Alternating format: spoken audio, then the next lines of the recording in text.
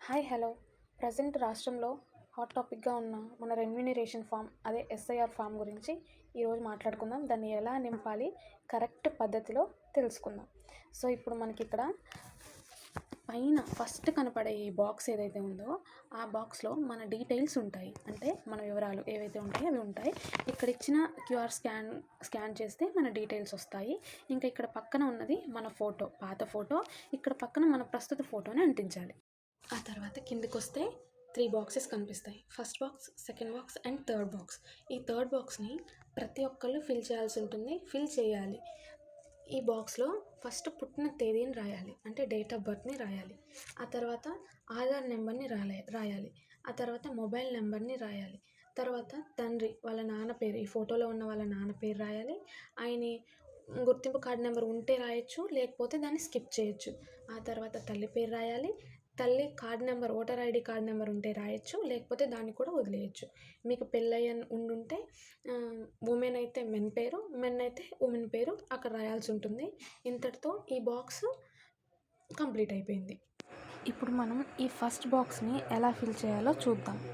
మీకు నేను ఇంకొక విషయం చెప్పాలి అని అనుకుంటున్నాను. మనకిచ్చిన ఫామ్స్ మీద యుఎం అని కానీ, ఎంఎస్ అని కానీ, ఎంజిఎఫ్ అని కానీ ఇలా పెన్సిల్ తోటి రాసి ఉంటే కనుక దాని మీనింగ్ ఏంటంటే, ఎంఎస్ అంటే ఆ మెంబర్ యొక్క సెల్ఫ్ డీటెయిల్స్ నింపాలి అని అర్థం.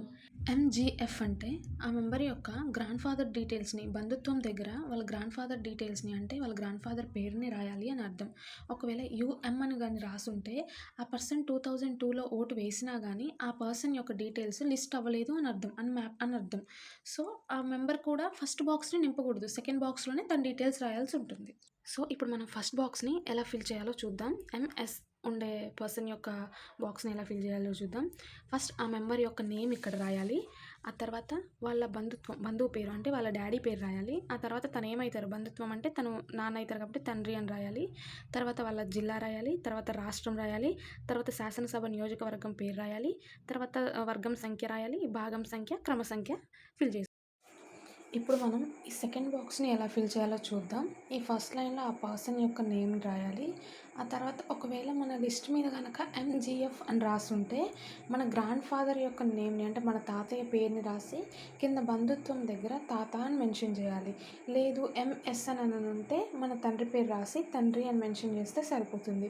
ఆ తర్వాత రాష్ట్రం, జిల్లా, మన నియోజకవర్గం యొక్క పేరు రాసి దాని సంఖ్య, దాని భాగం వేస్తే సరిపోతుంది.